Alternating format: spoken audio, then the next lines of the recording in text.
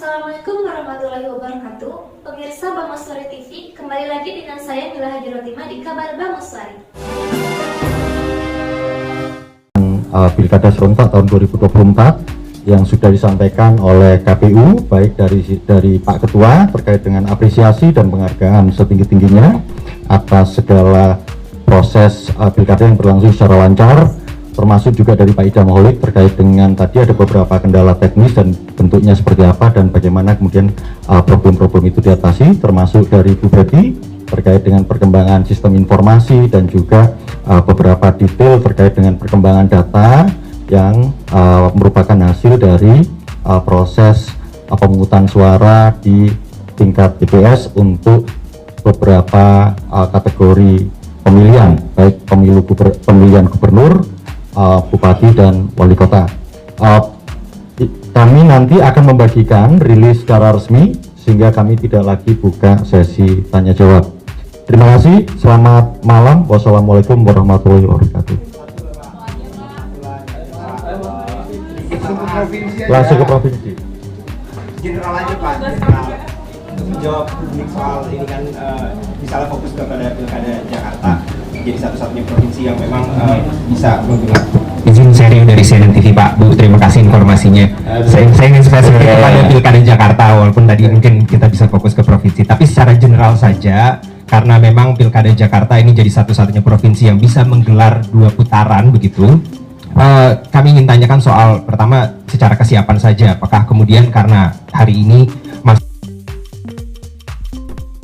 dari KPU seperti apa untuk menghadapi jika nanti memang betul ada putaran kedua, dan mekanismenya sedikit mungkin boleh dijelaskan seperti apa, misalnya kapankah paslon itu bisa melakukan kampanye juga, misalnya hal bahwa pilkada ini syukur bisa berjalan dengan lancar dan aman gitu ya.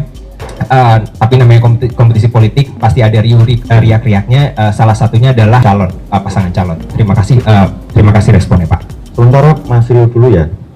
Mas Rio, yang jelas gini, sebagaimana juga kami di KPU RI, meskipun pemilu presiden dimungkinkan untuk terjadi putaran kedua dan memang tidak dilakukan karena memang putaran pertama sudah selesai, tetapi kami tetap menganggarkan waktu itu dan juga menyusun tahapan terkait dengan pelaksanaan pemilihan presiden putaran kedua.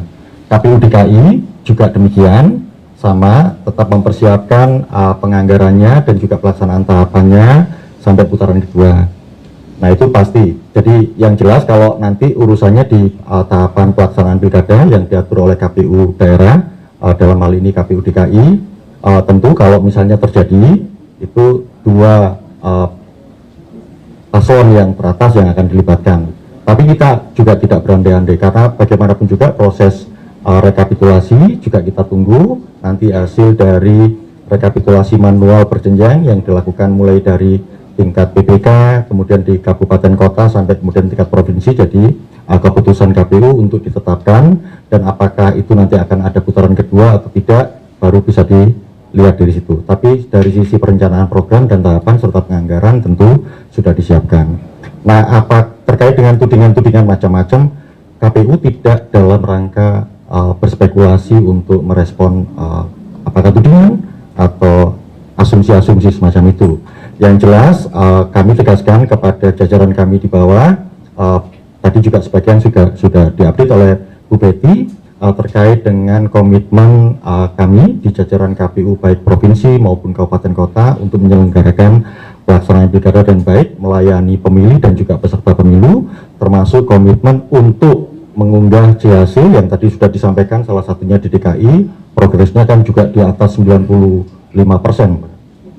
Demikianlah kabar Bangoswari kali ini. Kita akan kembali di kabar Bangoswari berikutnya. Saya Mila Hajirotima beserta seluruh kru kerabat kerja yang bertugas undur pamit. Billahi taufiq wal hidayah. Wassalamualaikum warahmatullahi wabarakatuh.